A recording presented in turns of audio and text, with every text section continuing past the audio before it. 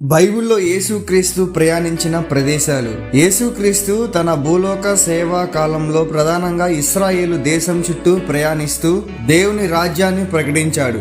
ఆయన ప్రయాణం ప్రజల జీవితాలను మార్చిన పవిత్ర ప్రయాణం. నంబర్ 1, బెత్లెహేము. యేసుక్రీస్తు బెత్లెహేములో జన్మించాడు. ఇది దావీదు పట్టణంగా ప్రసిద్ధి చెందింది. Number 2, Nazareth.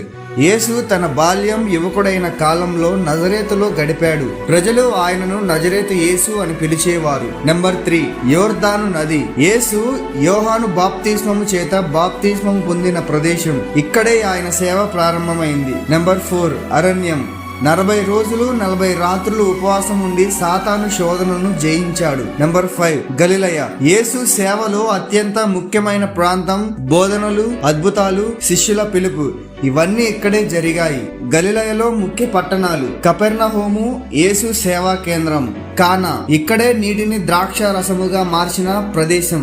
నయీను విధవ కుమారుని బ్రతికించాడు. బెత్సెదా అంధుని స్వస్థపరిచాడు. Number 6, Samaria. యేసు సమరియా ద్వారా ప్రయాణించి సమరియా స్త్రీతో బావి వద్ద మాట్లాడాడు. నంబర్ 7, గలిలయ సముద్రం. తుఫాను శాంతింపజేశాడు.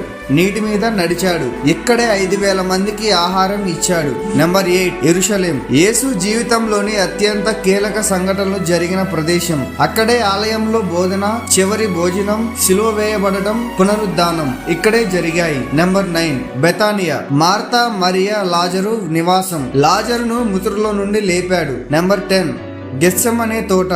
యేసు శిలువ ముందు ఆర్తనాదంతో ప్రార్థించిన ప్రదేశం. నంబర్ 11, గోల్గతా. యేసు శిలువ వేయబడిన ప్రదేశం. నంబర్ 12, ఎమౌస్. పునరుద్ధానం తరువాత 2 శిష్యులకు దర్శనమిచ్చిన ప్రదేశం.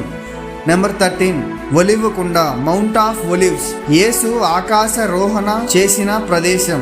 యేసుక్రీస్తు ప్రయాణం కేవలం భౌగోళిక ప్రయాణం కాదు, మానవ హృదయాలను మార్చిన ఆత్మీయ ప్రయాణం. ఆయన వెళ్ళిన ప్రతి చోట ప్రేమ, క్షమ, రక్షణ ప్రకటించబడింది.